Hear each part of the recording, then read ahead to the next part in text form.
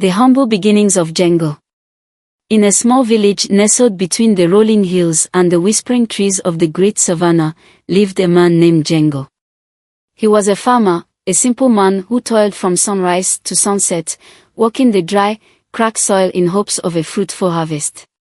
Though he was poor in wealth, his heart was rich with love, for he had a devoted wife, Odono, and a beautiful daughter, Sua. Jengo's home was a modest hut made of dried mud and thatched grass, but within its walls, there was more warmth than in the grandest palaces. Every evening, after a long day's work, he would return home to the smell of Odono's cooking, the sound of Sua's laughter, and the comfort of knowing he was loved. Despite their struggles, the family was content. While they did not wear fine clothes or feast on lavish meals like the wealthier villagers, they found joy in the simple things, watching the sun dip below the horizon, sharing stories by the fire, and dancing to the soft rhythms of the drums played at village gatherings. But the world was not always kind to Jengo. A man of kindness, a man of burden. Jengo's kindness was both his blessing and his curse. He never turned away a hungry traveler, even if it meant giving away his last handful of millet. When a neighbor's roof was damaged by heavy rains, Jengo was the first to help rebuild it, even though his own home needed repair. The wealthier men of the village, merchants, landowners, and traders, looked down on him. They called him Mtu wa huruma sano, too soft-hearted. To them, wealth was power, and kindness was weakness. They exploited Jengo's generous nature, often promising to pay him for his labor but never fulfilling their word. "Come and work on my farm, Jengo," they would say, "and I will reward you well." Jengo would work from dawn to dusk, sweat soaking through his simple tunic. But when it came time to collect his wages, he was met with excuses. The harvest was not as good as expected. "Come back next week. You are a strong man, Jengo. A few coins mean nothing to you. I will pay you later." But later never came. Jengo endured it all with a patient heart. One day, things will change, he often whispered to himself. One day, I will have my own land, my own harvest, and my family will never go to bed hungry again. The village festival and humiliation. One bright afternoon, excitement filled the village. The annual Tamasha Kubwa, the grand festival, was taking place, a day of music, dancing, and feasting. People from neighboring villages traveled to join in the celebrations, wearing colorful garments and carrying goods to trade. Jengo, Odono, and Sua attended the festival, eager to forget their worries for a day. Sua's eyes sparkled as she watched the dancers, their bodies swaying like the tall grass in the wind. Odono clapped along to the rhythm of the drums, and for a moment, Jengo felt truly happy. But the happiness did not last. As Jengo walked past a group of wealthy men, he overheard them laughing. "Look at Jengo," one of them sneered. "He comes to the festival, yet he cannot even afford new clothes. Perhaps he thinks kindness will feed his family," another jeered. Jengo clenched his fist but said nothing. He was used to such insults. But when one of the men, Chief Omenka's son, pointed at Sua and said, "Even his daughter wears rags," something inside Jengo broke. Humiliation burned in his chest. He looked at Sua, who lowered her gaze, ashamed. At that moment, Jengo vowed he would change their fate. No matter what it took, he would never again let his family be humiliated for their poverty. A mysterious offer. That evening, as Jengo sat outside his hut, deep in thought, a shadow approached. "Jengo," a deep voice rumbled. He looked up to see Chief Omenka, the wealthiest man in the village, standing before him. The chief's robe shimmered under the moonlight, his fingers adorned with rings of gold. Jengo stood and bowed slightly. "Chief Omenka, what brings you here?" The chief studied Jengo for a moment before speaking. "I have watched you struggle for many years, Jengo. You are a good man, but goodness alone does not fill one's belly." Jengo remained silent. Omenka stepped closer, lowering his voice. What if I told you that you could have everything you ever desired? Wealth, land, power, more than those who mock you could ever dream of. Jengo's heart pounded. How? Omenka smiled, revealing perfect white teeth. There is a man, an elder who lives at the edge of the forbidden forest. He is wise, and he has helped many before you. If you seek him out, he may have a way to change your fate. Jengo hesitated. The forbidden forest was a place of mystery, a land whispered about in fearful tones. It was said that spirits roamed its depths, that those who entered did not always return. Seeing Jengo's uncertainty, Omenka chuckled. What do you have to lose? You are already at the bottom. But if you are brave enough, you may rise higher than you ever imagined. With that, the chief turned and walked away, disappearing into the darkness. Jengo stood still, his mind racing.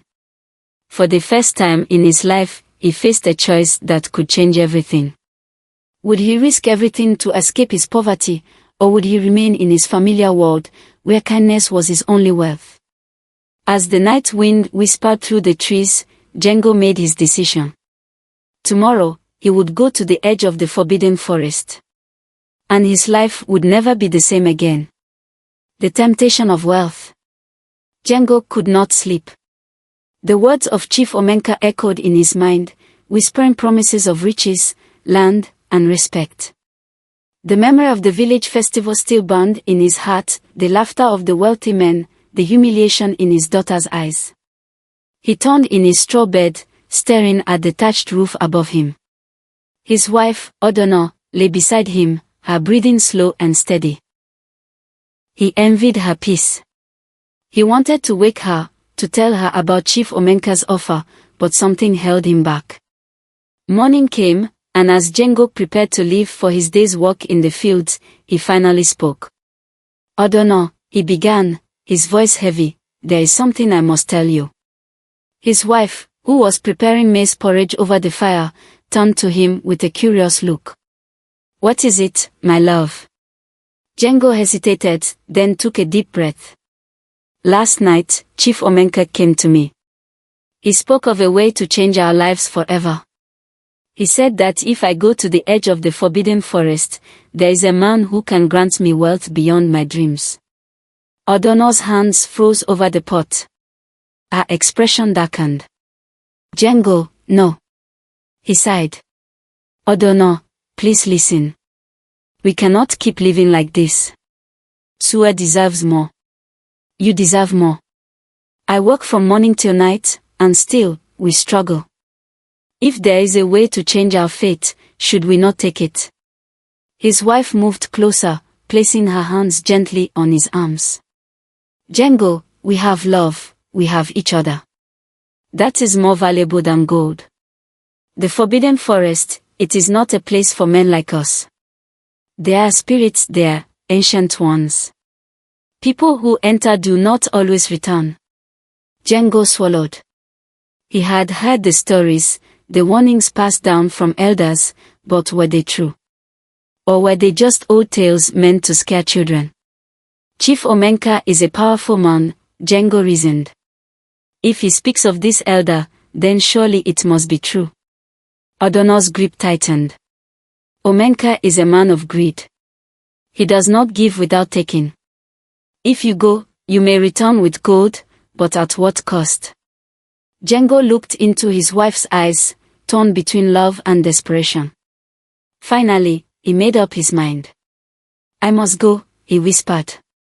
Odono closed her eyes, her body trembling. After a long silence, she let go of his arms. Then go, she said softly. But remember this, Jengo, no wealth is worth more than your soul. Into the forbidden forest. At sunset, Jengo set out on his journey. The villagers had long feared the forbidden forest, a place where the trees stood taller than any man had ever seen, where the winds carried whispers, and where the shadows moved as though they had life of their own. Jengo's heart pounded as he approached the thick cluster of trees marking the forest edge. The air was different here, heavier, darker. The moment he stepped inside, the sounds of the village behind him disappeared, swallowed by the ancient trees. He moved cautiously, his feet crunching over dry leaves. The deeper he went, the more the world around him seemed unnatural. The trees twisted in strange shapes, their branches stretching like long fingers. Strange glowing insects flickered between the trunks, and every now and then, he heard distant murmurs. He forced himself to press forward. Suddenly, from the shadows, a voice rasped. "You have come." Jengo's breath caught in his throat. Ahead of him, standing in a clearing, was an old man. His frame was thin, his back slightly hunched, and his skin was as dark and wrinkled as the bark of an ancient tree. His eyes, however, were something else entirely, deep and glowing like embers in a dying fire. "You seek wealth," the old man continued, his voice neither welcoming nor hostile. "You seek power. Tell me, Jengo, do you know the price of what you ask?" Jengo hesitated. "Chief Omenka sent me. He said you could change my fate." The old man chuckled, a sound that sent shivers through Jengo's spine. "Omenka," the man muttered, shaking his head. "That man always brings me desperate souls. But tell me, Jengo, are you willing to pay the price?" Jengo frowned. "What price?" The old man stepped closer, his bony fingers clasping a small pouch that hung from his waist. "Nothing in this world is free, my son. The spirits do not give without taking. If you desire their favor, you must prove your dedication." Jengo's throat was dry. "What must I do?" The old man opened the pouch and pulled out a small clay jar filled with thick, dark oil. He extended it toward Jengo. "You will anoint yourself with this oil," he said. "Then, you will step into the circle." Jengo looked down and saw what he hadn't noticed before, a large ring of stones carved with strange symbols. He felt a cold sweat break out on his skin. "Once you do this," the elder continued, "you will be marked by the spirits. They will watch you, they will test you, and if they deem you worthy, you will receive the cursed gift." Jengo's eyes darted up. "Why do you call it cursed?" The elder smiled. "Because it grants wealth, but at a cost. It gives power, but it demands sacrifice. Nothing is ever truly free, Jengo." Jengo swallowed hard. He thought of Odonor's warning, of the stories of men who had taken from the spirits and suffered for it. But he also thought of Sua, of her wide, innocent eyes, of the way she had lowered her head in shame at the festival. Slowly, he reached for the jar. The old man's smile faded. "Once you begin, you cannot turn back." Jengo hesitated for only a moment. Then, with shaking hands, he opened the jar and smeared the thick oil onto his skin. The moment the last drop touched his forehead, a strange force surged through him. The air crackled with unseen energy. The trees seemed to shift, their branches bending toward him. The ground beneath his feet trembled. Then, a voice, ancient and deep, whispered from the wind. "It is done." Jengo gasped, his heart hammering. He looked at the old man, whose face remained unreadable. "You have been chosen," the elder said. "Now, you must wait. The spirits will deliver your gift in due time." Jengo tried to speak, to ask what would happen next, but before he could, the old man turned and walked into the shadows of the forest, vanishing like mist. And Jengo was left alone, standing in the eerie silence, his skin tingling with the presence of something unseen. The choice had been made. There was no turning back now, the ritual and the first signs of wealth. Jengo stood frozen in the middle of the stone circle, his skin still tingling from the strange oil the old man had given him. The eerie silence of the forbidden forest wrapped around him, pressing on his ears like an unseen force. Had he made a mistake? His heart pounded. The whispers in the wind had faded, the old man had disappeared, and the night was growing colder. Then, suddenly, the earth trembled beneath his feet. Jengo gasped as the air around him grew thick and heavy.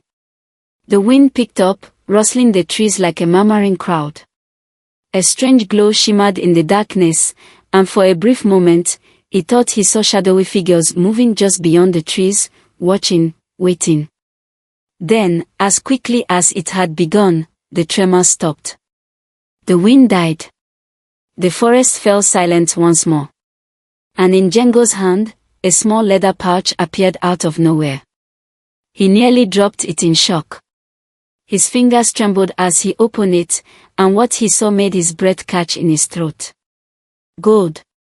More gold than he had ever seen in his life. The coins inside the pouch gleamed under the dim light of the moon, their surface cool against his fingertips. He turned them over, feeling their weight. They were real. Real gold. His chest heaved as he looked around, half expecting something, or someone, to appear and take it away. But the forest remained still. It was his. The spirits had granted him wealth. Jengo staggered backward, gripping the pouch tightly, then turned and ran. He ran through the thick trees, his feet barely touching the ground. The moment he stepped out of the forbidden forest and onto the dusty village road, he collapsed onto his knees, panting. The pouch of gold was still in his hand. Tears welled in his eyes. He had done it. His life was about to change forever. The return home, Odono's fears. By the time Jengo reached his home, dawn was breaking. A soft golden hue kissed the sky as roosters crowed in the distance. He stood outside his hut for a long moment, gripping the pouch, his mind swirling with thoughts. Then, he stepped inside. Odono was already awake, her back turned as she stoked the fire. The scent of boiling millet filled the air. Sua still slept in the corner, curled up in their modest bedding. Jengo cleared his throat. His wife turned, a scolding expression already forming on her face. Jengo, where have you been? She stopped mid-sentence, her eyes widening as she saw the pouch in his hand. What is that? She asked slowly. Jengo exhaled, stepping forward. It's gold, Odono, he whispered, pouring a few coins into his palm. We're rich. Silence filled the room. Odono's eyes flickered between the gold and her husband's face. Jengo, what did you do? I went to the forest. I met the old man. He performed the ritual, and the spirits have granted me wealth. Jengo's voice was filled with exhilaration, his face glowing with triumph. We will never be poor again, Odono. Sua will never have to wear tattered clothes. We will never have to beg for food. We can build a bigger house, buy land, and be respected in the village. But Odono's expression did not mirror his excitement.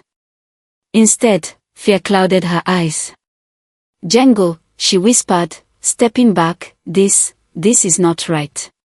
Jengo's heart sank. What do you mean? Odono shook her head, clutching her chest. Gold does not appear out of thin air, my husband. The spirits do not give without taking.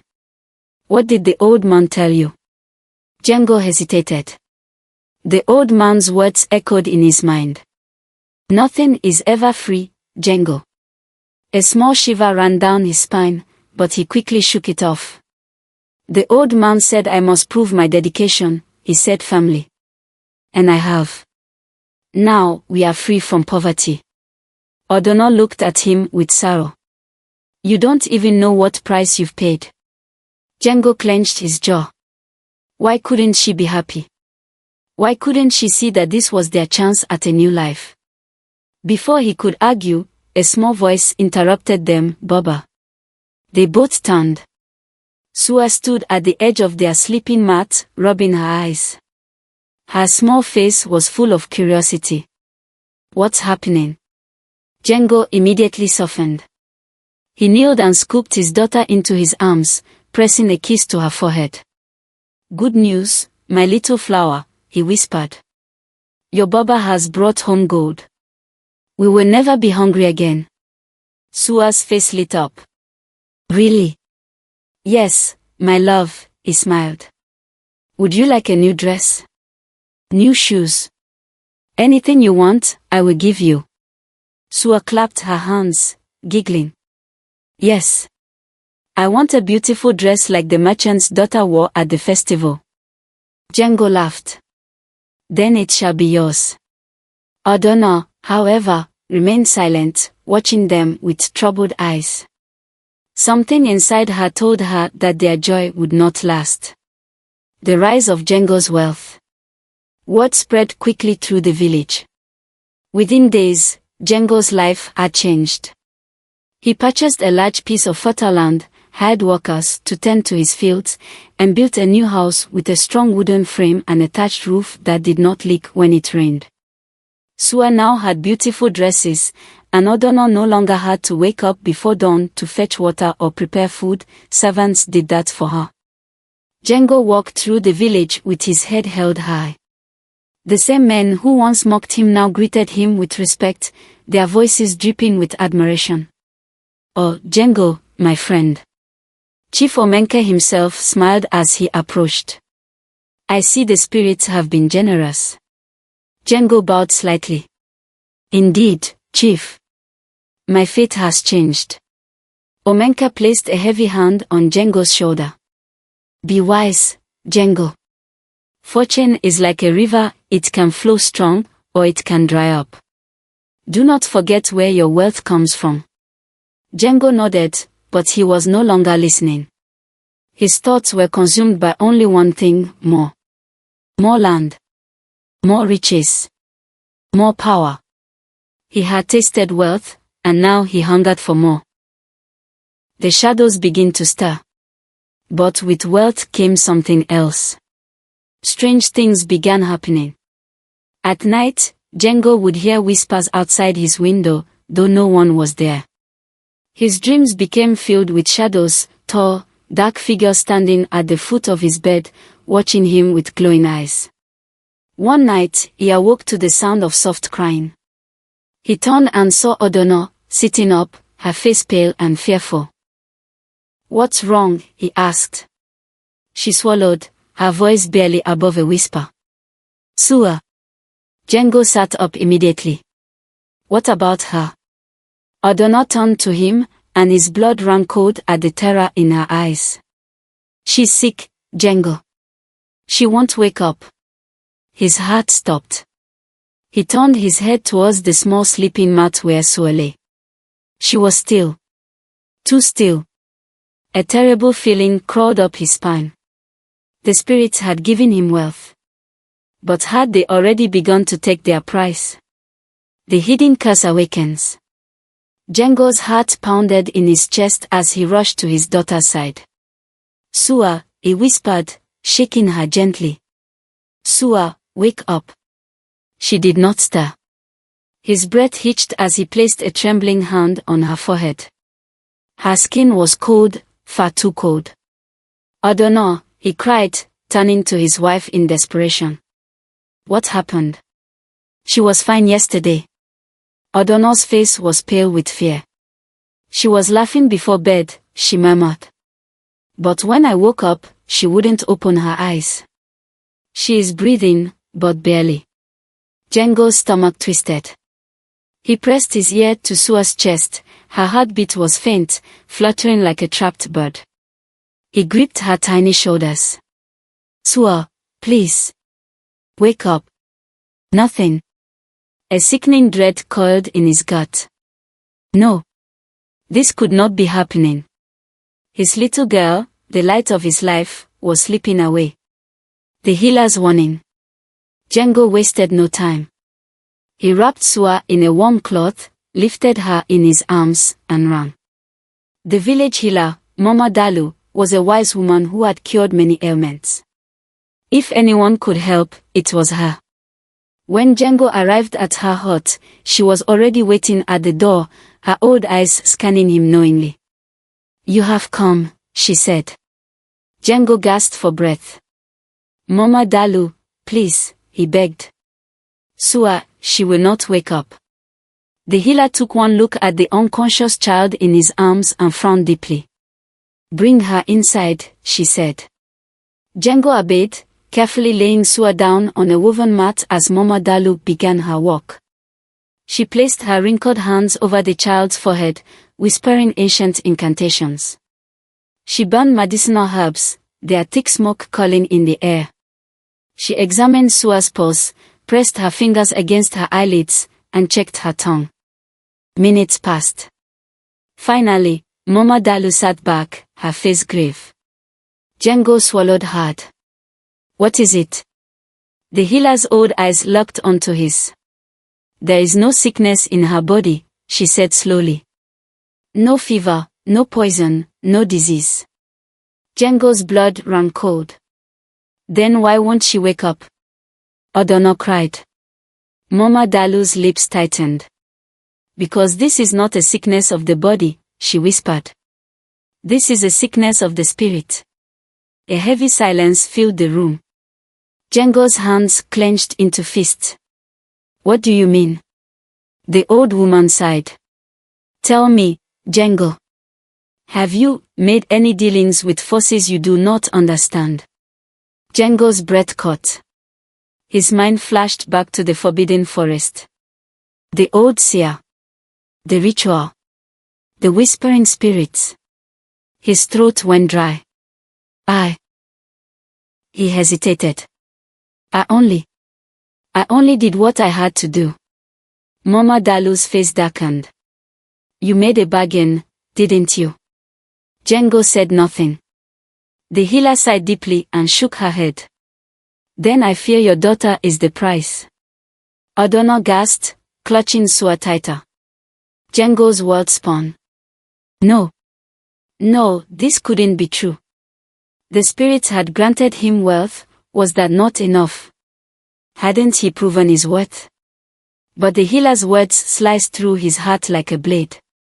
"The spirits do not give without taking," Mama Dalu whispered. "You have accepted the cursed gift, Jengo. And now, it has begun." The shadows in the night. That night, Jengo could not sleep. He sat by Sua's side, gripping her small hand, listening to the sound of her faint breathing. Odono had not spoken to him since they returned from Mama Dalu's hut. She sat on the other side of the room, her arms wrapped around her knees, her eyes red from crying.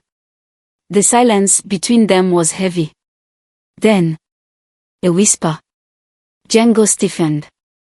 The sound came from outside the house, soft as wind, yet chilling as ice. He turned his head slowly. Another whisper. This time closer. His skin prickled. Something moved outside the window. A shadow. Jengo's breath hitched. He rose to his feet, stepping toward the door. His hands trembled as he reached for the latch. Then, bang! A heavy thud against the wooden walls. Odono gasped. Jengo's blood ran cold. He turned to his wife. Her face was pale with terror. "Sua," she whispered. Jengo whipped around. Sua's small body had begun to shake violently. Her fingers curled, her breathing came in short, sharp gasps. Her eyes were still closed, but her lips moved as if she were speaking in a dream. Jengo rushed to her side. "Sua! Sua, wake up!" But when he touched her, her body went still again. Cold. Too cold. Then, outside the house. A voice. Low. Hollow. Calling his name. Jengo. His heart stopped. A desperate decision. The next morning, Jengo knew what he had to do. The spirits had come for him. They had marked Sua. They would not stop. There was only one person who could tell him what to do. The old seer. Ignoring Odono's desperate protest, Jengo grabbed his walking staff and set off toward the forbidden forest once again. This time, he was not seeking wealth. He was seeking answers. As he stepped into the shadowy woods, the air thickened, wrapping around him like a living thing. The trees whispered his name. The deeper he went, the darker the world became. Then, in the distance, he saw the old man. The seer stood in the same clearing as before, his piercing eyes glowing like embers. Jengo staggered forward. "You," he shouted. "What have you done to my daughter?" The old man did not flinch. "You accepted the gift," he said calmly. "Did you truly think it would come without a price?" Jengo clenched his fist. "Take it back. Take all the gold, take everything, I just want Sua to be well again." The seer's lips curled into a grim smile. "You do not understand, Jengo," he said. "Once the spirits have marked something, it cannot be undone." Jengo's knees nearly gave out. "No," he whispered. "There must be a way. There must be something I can do." The old man stared at him for a long moment. Then, he stepped forward and placed a single bony hand on Jengo's chest. "There is only one way," he murmured. Jengo looked up, hope flickering in his eyes. The old man's expression darkened. "You must offer a greater sacrifice." Jengo's breath caught. What do you mean?" The old man's eyes bored into him. "A life for a life," he said. The words hit Jengo like a thunderclap. His blood turned to ice. No, it couldn't be. But the truth was clear. If Jengo wanted to save his daughter, he would have to give the spirits another soul. And suddenly, Jengo realized the true horror of the cursed gift. The spirits did not just take anything. They took what was most precious. And now, he had to make an impossible choice. The ultimate betrayal. Jengo's mind reeled. A life for a life. The old seer's words echoed in his skull, louder than the beating of his frantic heart. Jengo staggered backward. His mouth was dry. His knees weak. "No," he choked out. I cannot." The old man did not blink. His glowing eyes burned into Jengo's soul. "You must," he said simply. "The spirits have taken their claim. You cannot undo the bargain. The only way to break the curse is to give them another soul." Jengo felt his breath quicken. His head swam. Another soul. That meant someone had to die. He clenched his fist, shaking his head violently. "No. I will not harm my wife. I will not harm my daughter. There must be another way." The old man sighed. "The spirits do not care for your protest, Jengo. They do not bargain. They only take. You asked for wealth, and they granted it. But they will not leave until the price is paid." Jengo trembled, the weight of the moment crushing him. If he refused, Sua would wither away. He would lose her forever. If he obeyed, he would become a monster. The descent into darkness. Jengo stumbled out of the forbidden forest, his vision blurred, his mind in chaos. The sun was high in the sky, but it gave him no warmth. His heart pounded as he approached his home. The sounds of the village seemed distant, faint laughter, goats bleating, the soft pounding of grain. He stepped into his house, and there lay Sua, still unconscious, her breathing shallow. Adonna sat beside her, worry lining her beautiful face. She looked up as Jengo entered, her eyes full of hope. "Did you find a way?" she asked desperately. "Tell me you found a way to save her." Jengo opened his mouth, but no words came. Instead, he looked at his wife. At her soft, kind face. The woman who had stood by his side through years of suffering. Then, he looked at Sua. His little flower. Her tiny fingers twitched slightly, but she remained unmoving. A lump formed in his throat. He could not do this. How could he choose? The shadows of greed. Jengo did not sleep that night. He sat outside, staring at the stars, listening to the distant howls of wild dogs. His mind raced. There had to be another way. Then, a dark thought slithered into his mind. A terrible thought. Did it have to be Odona or Sua? The spirits had asked for a life. But did it have to be a life he loved? Jengo's hands shook as the realization struck him. Someone else. Someone outside his family. His heart pounded violently against his ribs. Could he do it? Could he take another life to save his daughter? His stomach twisted. His mouth went dry. The answer came almost immediately. Yes. Yes, he could. And he knew exactly who it would be. The choice. At dawn, Jengo rose, his mind made up. He left his home, walking toward the village square.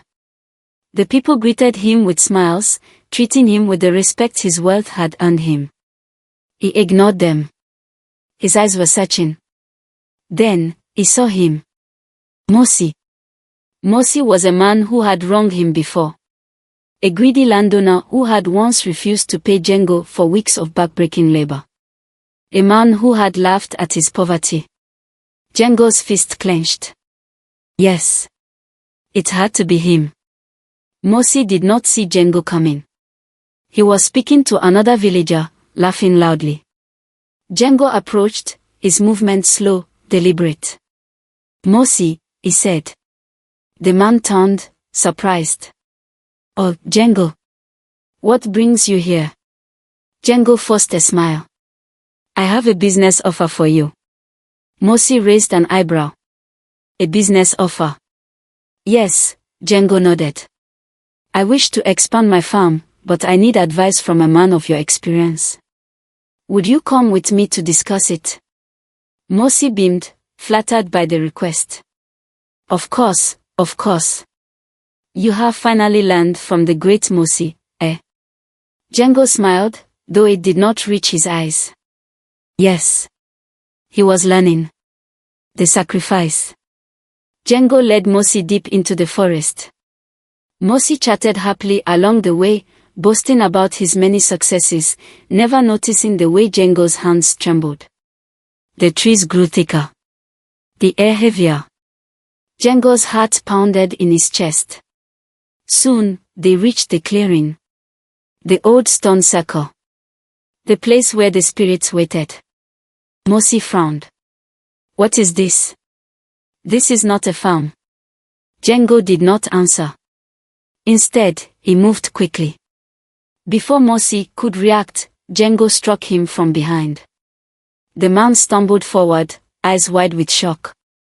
Jengo. Another blow. Mosi collapsed, groaning in pain. Jengo trembled violently.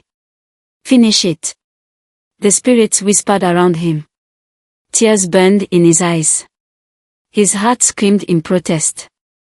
But then, he thought of Sua. Of her fragile body. Her shallow breaths.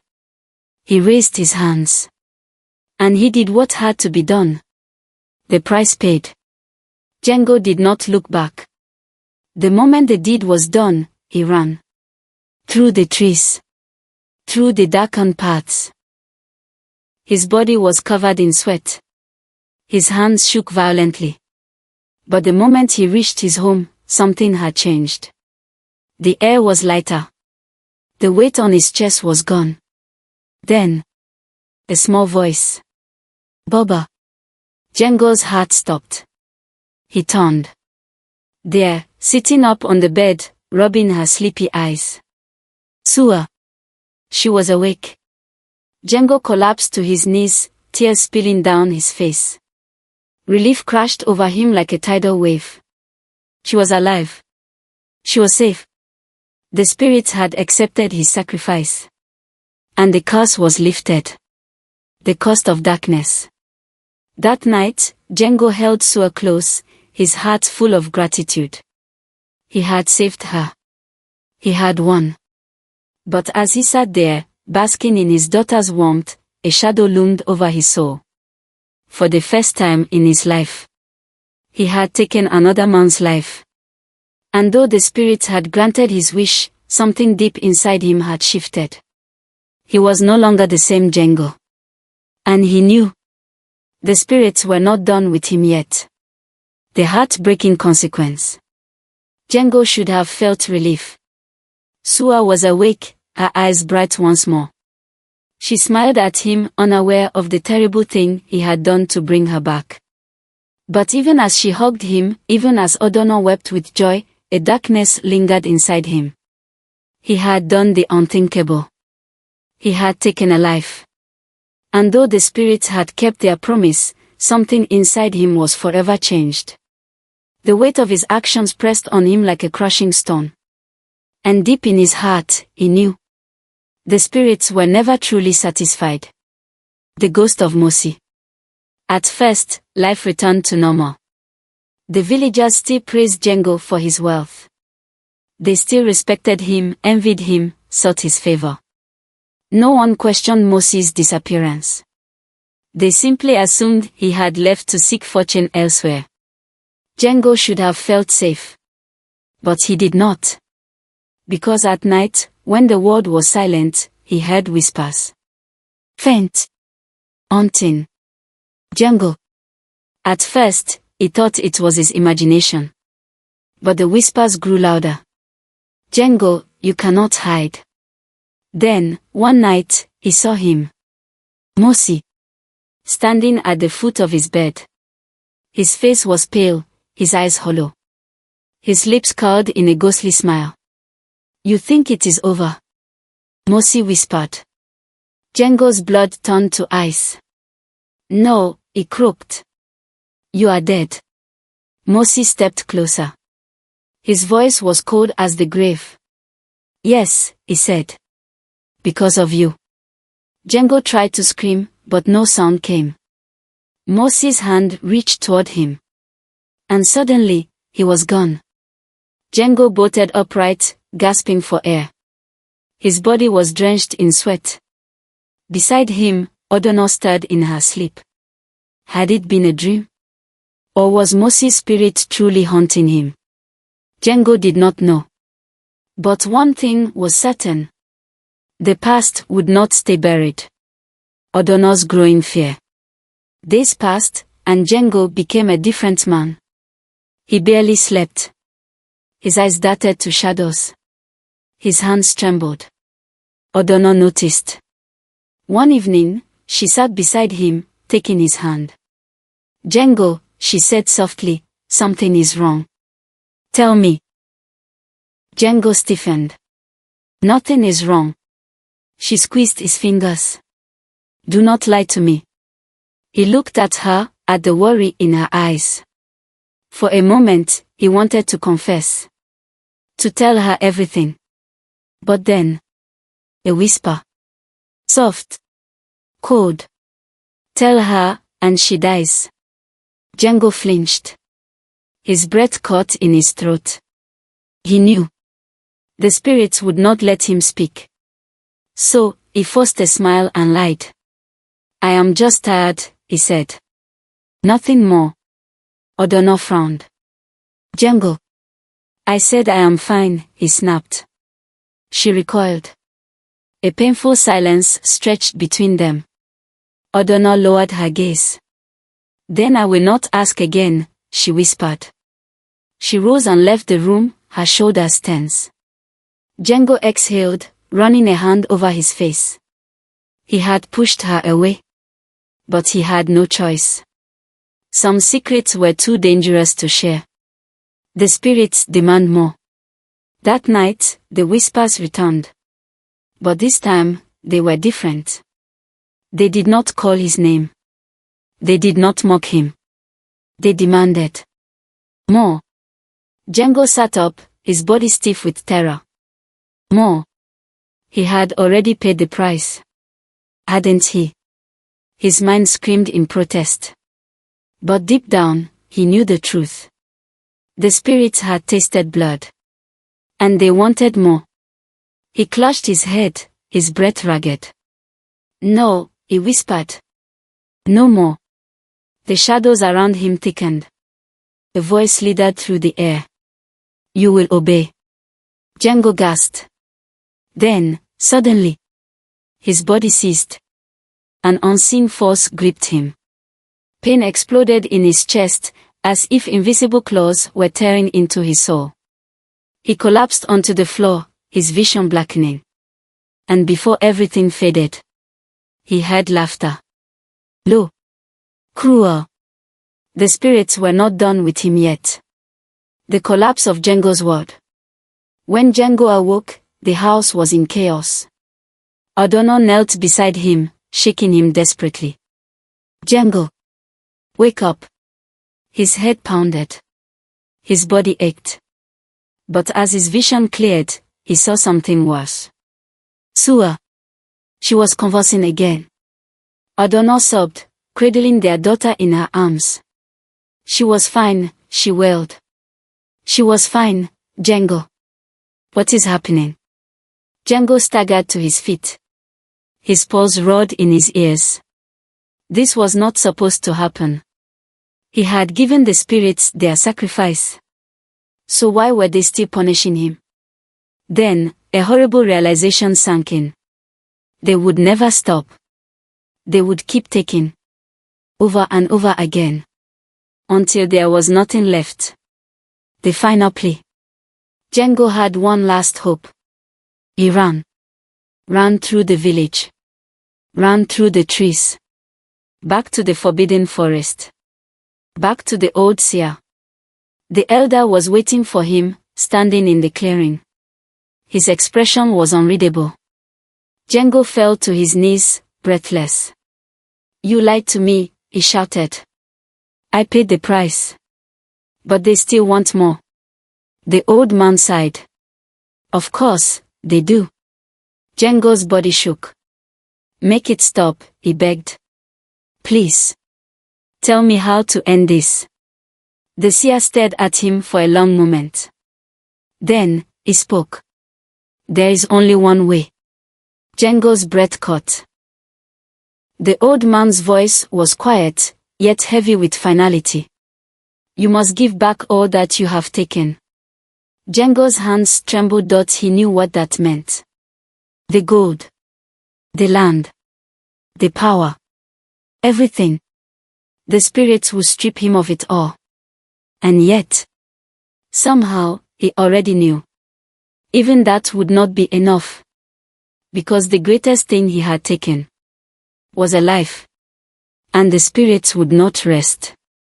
Until they took one in return. Jengo's body went numb. There was no escape. No way out. And in that moment, he realized. He had never truly been wealthy. He had only been borrowing from the dead. And now, the dead had come to collect. Redemption and the return to humility.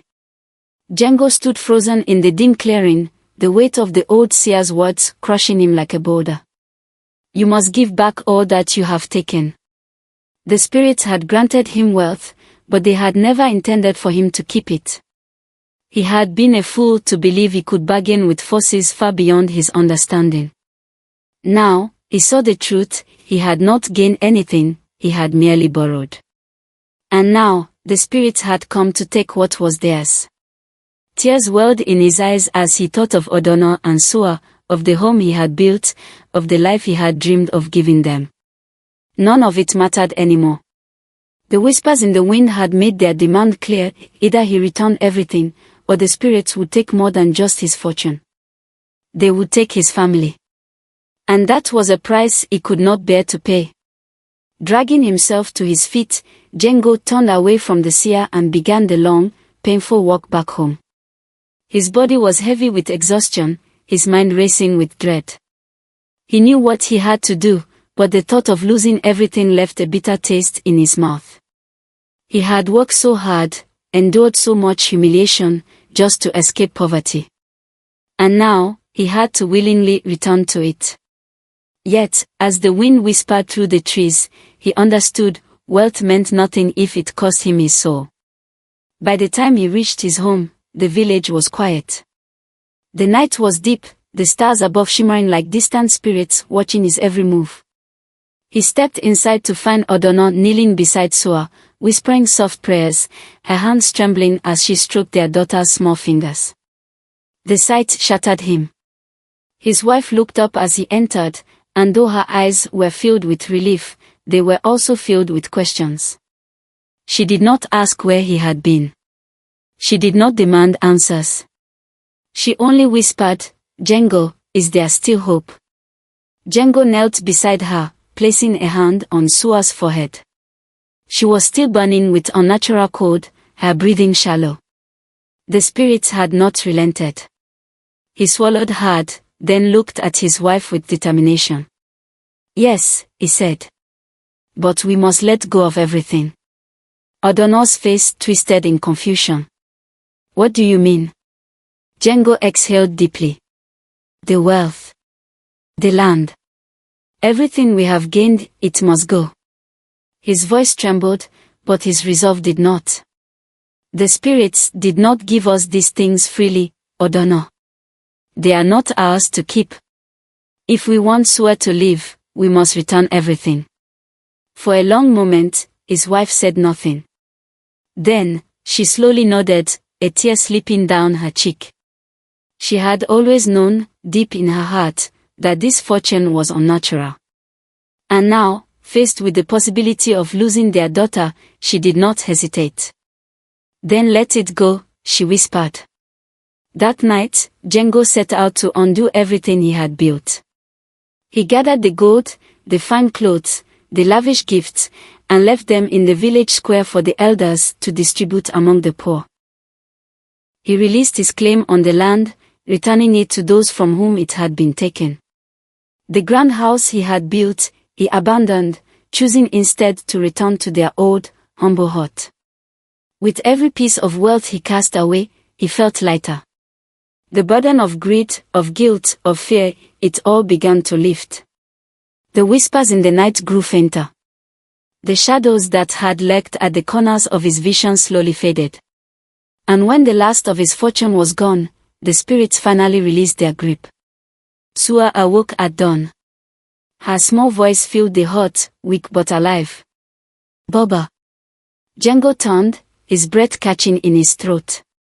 His daughter's eyes were open, her skin warm once more.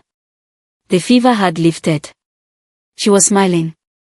Tears streamed down Odonor's face as she gathered their daughter in her arms, sobbing with relief.